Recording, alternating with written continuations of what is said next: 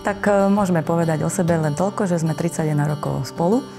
Veľmi šťastne. Z profesionálneho hľadiska ja robím skoro 20 rokov network marketing. Ja som športový novinár.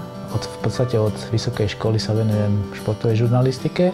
A popri tom, samozrejme, aj s manželkou sa venujeme aj obchodu a E&S. Boli sme jednoroční investori a chceli sme vedieť, že kde tie peniaze dávame. Tak sme zavolali našemu kamarátovi, počujem a chceli by sme ísť na tú investičnú konferenciu.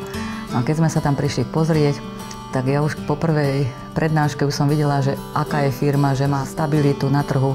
Ale čo bolo veľmi dôležité je to, že manžel zahlásil, ja to idem robiť. A ja hovorím, super, a ja ti idem pomáhať, ale už som ja vedela, že nie on to bude robiť, ale že ja to budem robiť, len som si to nechcela priznať. No a dnes sme tu obidvaja spolu a som veľmi šťastná, že to robíme spolu, lebo to má úplne iné grády, ako keď som to robila sama vtedy, tie dlhé roky. Manželka je obchodníčka telom i duchom, čiže ona je tá, my som povedal, ten motor hnací v tom obchode, to je jednoznačné. Ale na druhej strane ja si vychutnávam to obdobie, čo nastalo, lebo ja som nikdy nestal pri nej tak blízko pri obchode, ako teraz.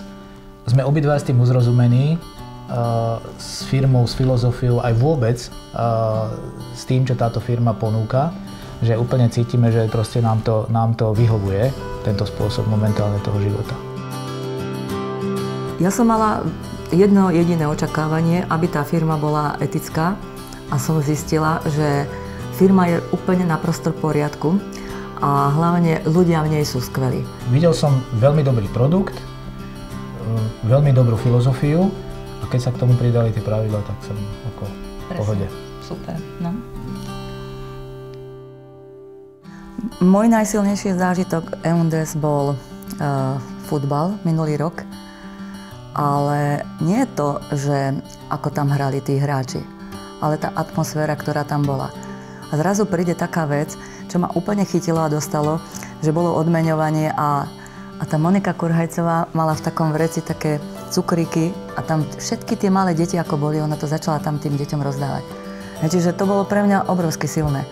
A to, keď som videla, že takú pozornosť dávajú ešte aj deťom, že oni sú veľkí ľudia a hlavne videla som Manfred Zettel, ja som nevedela, že on je majiteľ. A ja som bola z toho šokovaná. On medzi nami chodil úplne v pohode. Takisto, tú pohodu, čo majú v rodine, oni to vnášajú do tejto firmy a potom sa to všetko duplikuje. V MLM sa všetko duplikuje. Aj dobré, aj zlé. Ale to dobré tu krásne vidieť na povrchu.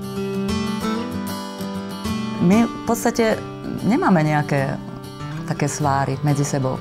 Hlavne to, že tým, že sme už dlhé roky spolu, nám stačí sa na seba pozrieť a my už vieme, že áno, niečo sa mi nepáčilo a proste si to vždycky vykomunikujeme a práve to, že sa nám to nezbiera také, že veľa nedobrých vecí, takže keď si to hneď vykomunikujeme, tak tým pádom to sú také maličkosti. Mňa čo motivuje je to, že prichádzajú stále noví a noví ľudia. Tá práca s tými ľuďmi, to je nádhera. Tá motivácia je, že ukázať aj druhým ľuďom, že sa dá žiť v pohode a že inak, že nemusia to byť len stresy. Filozofia toho, čo robíme, je to práve, že ako sa postarať o svoje peniaze.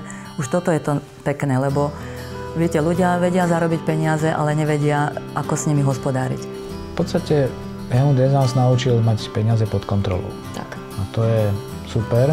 Žasnem niekedy, ako ľudia tvrdo zarobia peniaze, koľko námah je za tým, ako ľahko ich púšťajú. Že to je to umenie, tie peniaze nielen zarobiť, ale ich vedieť aj správne investovať a postarať sa o ne. Hej, tak aby pre nás pracovali a nie, aby sme boli ich otrokmi.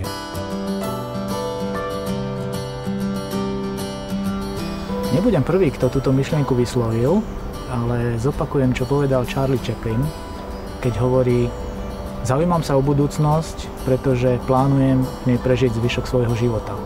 Táto myšlienka odznieva na základných seminároch a veľmi ma zaujíma a vždycky ma chytí. Moje motto je také, že dávaj si pozor, keď pôjdeš po rebríku smerom hore, ktorých ľudí stretávaš, lebo sa môže stať to, že keď pôjdeš smerom dolu, nestretneš nikoho. A čo odkázať všetkým vám? Poďte s nami. Poďte na spoločnú cestu z E&S. Neváhajte, stojí to za to.